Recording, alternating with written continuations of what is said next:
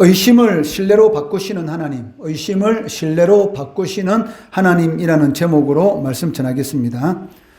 오늘날과 같은 이 첨단의 이 시대의 이 키워드를 하나 고른다면 아마 감성이라는 이 단어를 고를 수 있을 것입니다. 그렇기 때문에 오늘날 어떻습니까? 어떤 제품을 더 많이 팔기 위해서 이 상품이나 이 회사의 그 이야기 옷을 입히는 것을 볼 수가 있습니다. 즉, 만원짜리 물건에 어떤 이 스토리, 즉, 이 물건에는 어떠한 사연이 있다라는 그런 이 스토리를 붙이게 되면 50배 이상의 그 가격에 이 판매되는 것을 볼 수가 있다는 것입니다. 그러한 일들은 많이 있지 않습니까? 그 메이저리그 어떤 선수가 사용하였던 배트가 일반 배트에 비해서 그 몇십 배 이 높은 가격으로 팔려 나가는 것을 볼 수가 있다는 것이죠. 그러니까 똑같은 상품인데도 불구하고 그 상품에 어떤 이 스토리의 옷을 입히게 되면 그 가격이 엄청나게 이렇게 뛰어오르는 것을 이렇게 볼 수가 있다는 것입니다. 그 이유가 무엇입니까? 그것은 이 사람들의 이 행동 양식이 그 적극적이고 감정적이기 때문이다라고 할 수가 있습니다. 그렇지만 우리 하나님은 어떤 분이십니까? 사람들처럼 적극적이고 감정적으로 행동하시는 분이 아니시라는 것입니다. 또한 하나님은 상황에 따라서 마음과 말을 바꾸시는 분도 아니다라고 할 수가 있습니다. 그렇기 때문에 이사야 선지자는 오늘 이 본문 말씀을 통해서 하나님은 말씀과 약속이 언제나 일관된 신실한 분이시다라는 것을 강조하고 있습니다. 앞에 살펴보았던 이 40장의 말씀에서는 범죄한 유다 백성들이 하나님의 징계를 받게 될 것이지만 하나님께서 약속하신 그때에 징계를 끝내시고 그들이 포로에서 회복되어서 예루살렘으로 돌아올 것이다 라는 그러한 미래의 사건에 대해서 이사야 선지자는 예언하였습니다. 이제 오늘 본문 이 41장에서는 그 40장의 예언보다 좀 더 앞선 시기에 있었던 그러한 사건에 대해서 말씀하고 있습니다. 즉 하나님께서 이 고레스를 세워서 바벨론을 정복시키는 그러한 이 미래의 사건들, 그리고 이때에 하나님의 백성들이 누리는 그런 회복의 은혜에 대해서 41장에서 기록하고 있다는 것입니다. 1절 말씀에 보시면 섬들이라는 이 단어가 나오고 있는데 이것은 그 세계 모든 나라를 의미하고 있습니다. 하나님은 모든 열국에게 다 나와서 누가 진정한 신인지 변론하자라고 말씀하십니다. 1절 말씀해 보시면 섬들아 내 앞에 잠잠하라, 민족들아 힘을 새롭게 하라, 가까이 나오라, 그리고 말하라, 우리가 서로 재판 자리에 가까이 나아가자라고 말씀하고 계시다는 것입니다. 하나님은 동방에서 한 통치자를 세우실 것입니다. 2절 말씀해 보시면 누가 동방에서 사람을 일깨워서 공의로 그를 불러 자기 발 앞에 이르게 하였느냐, 열국을 그의 앞에 넘겨주며 그가 왕들을 다스리게 하되 그들이 그의 칼에 티끌 같게 그의 아래에 불리는 촉에 같게 하매라고 말씀하고 있습니다. 2절 말씀에서 하나님께서 한 통치자를 이 동방에서 불러 세우신다라고 이렇게 말씀하고 있는데 이 통치자는 바로 이 바벨론 포로에서 이스라엘 백성들을 해방시킨 이 바사왕 고레스를 말하고 있습니다.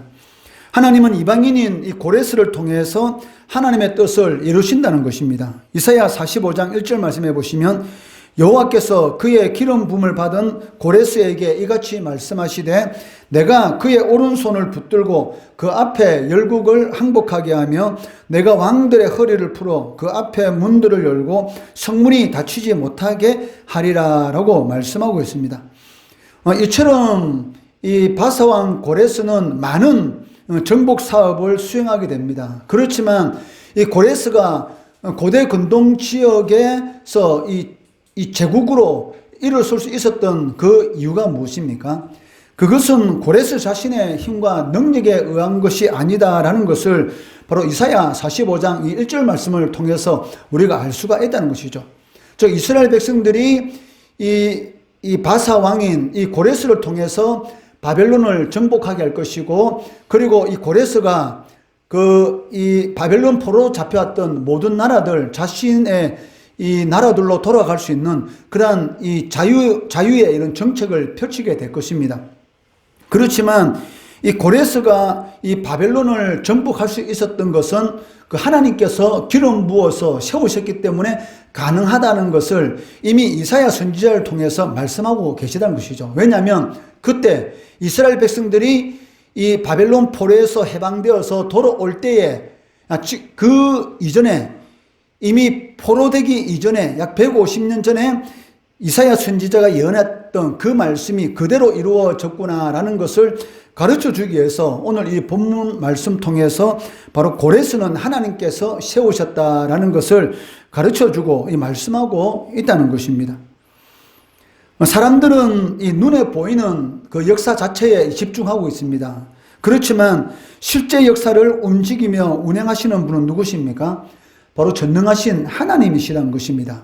4절 말씀해 보시면 이 일을 누가 행하였느냐, 누가 이루었느냐, 누가 처음부터 만대를 불러내었느냐, 나 여호와라. 처음에도 나요, 나중 있을 자에게도 내가 곧 그니라 라고 말씀하고 있습니다. 이러한 모든 일을 행하시는 이는 누구시다? 바로 하나님이시다 라고 말씀하고 계시다는 것입니다. 고레스의 이러한 이 고대 근동 지역을 정복하는 그런 정복의 이 사건들로 인해서 열방은 두려워하고 떨게 될 것입니다. 고레스의 기세는 그 누구도 감당할 수가 없습니다. 그렇기 때문에 이들이 고레스에 맞서 싸워보고자 서로 모여서 힘을 내라, 서로 격려하는 그런 모습을 보이고 있다는 것입니다.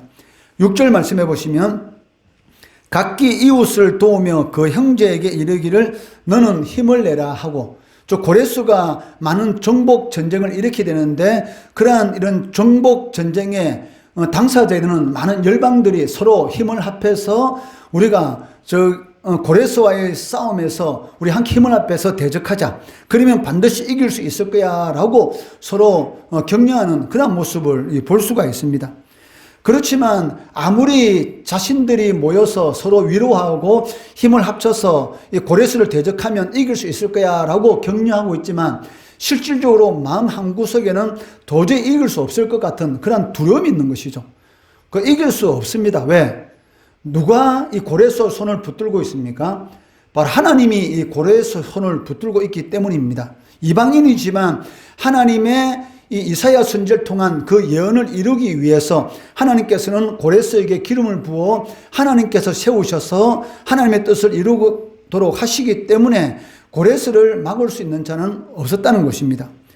그렇기 때문에 아무리 서로 힘을 합하자 하면서 격려하더라도 그것으로 이 마음의 불안은 없어지지 않았던 것입니다. 그래서 이들이 하는 일이 무엇입니까? 바로 우상을 이게 세우고 있다는 것이죠. 그러니까 사람들은 어떠한 이런 위기에 당하게 되면 그 위기를 극복하기 위해서 하는 일이 무엇입니까? 바로 무당을 찾아간다든지 점쟁이를 찾아간다든지 그러한 이런 어리석은 행위를 하는 것을 볼 수 있습니다. 마찬가지로 이 열방들도 마찬가지였습니다.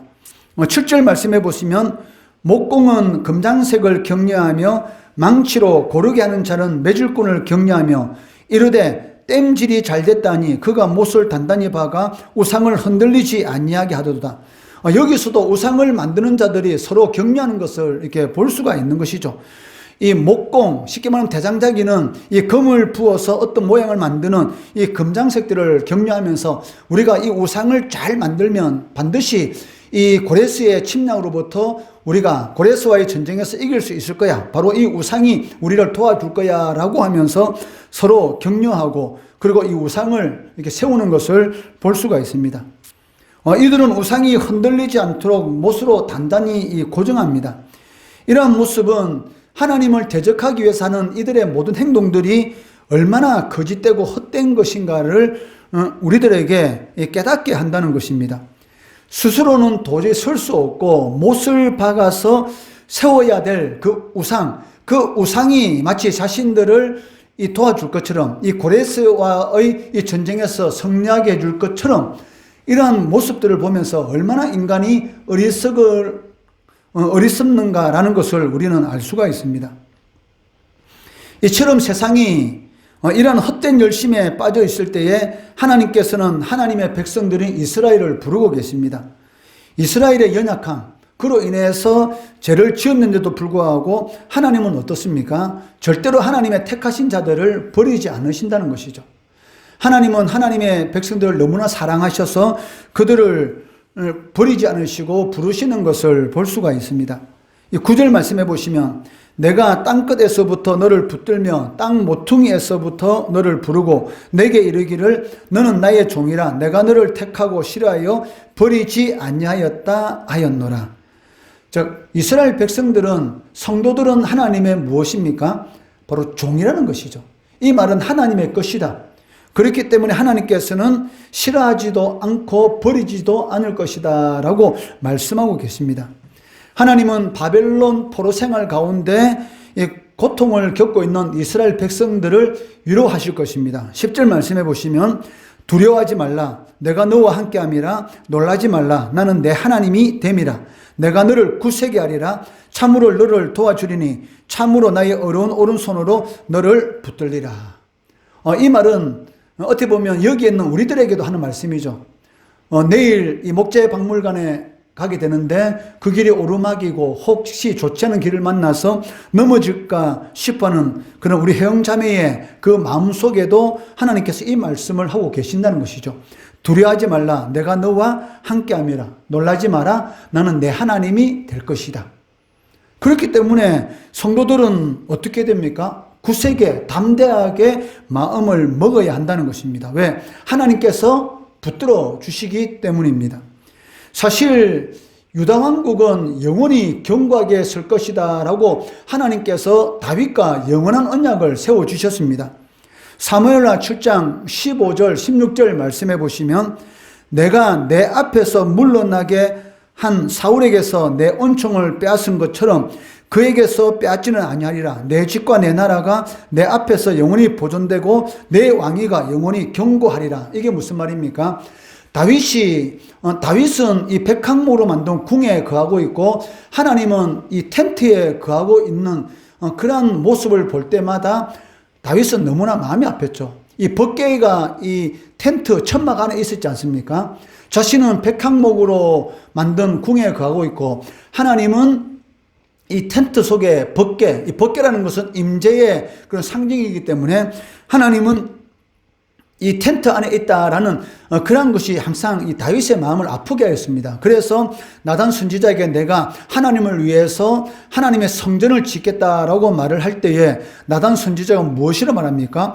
왕이 원하는 대로 하옵소서라고 말을 했습니다. 그런데 그날 저녁에 하나님께서 나단 선지자에게 나타나서 말씀하십니다. 다윗은 하나님의 성전을 건축하지 못할 것이고 다윗의 아들이 즉 이 솔로몬이 바로 이 하나님의 이 성전을 건축하게 될 것이다.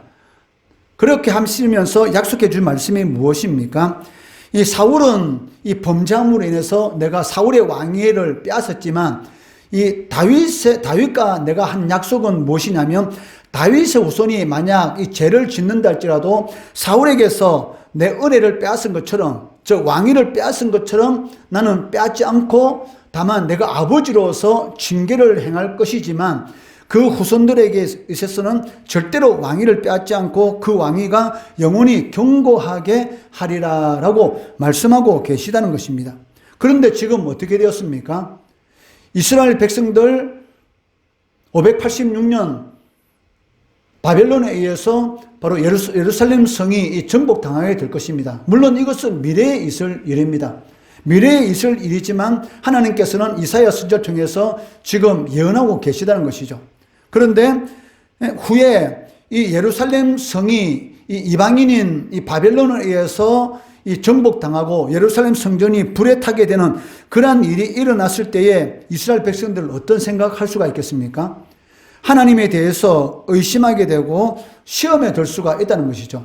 하나님이 우리와 함께 하지 않는 것은 아닌지, 아니면 하나님께서 이방인의 손에서 우리를 구원할 수 있는 그런 능력이 없는 것은 아닌지, 이 둘 중에 하나라고 단정할 수 있을 것입니다. 그렇기 때문에 그러한 시험에 드는 일을 방지하기 위해서 하나님께서는 지금 어떻게 말씀하고 계십니까?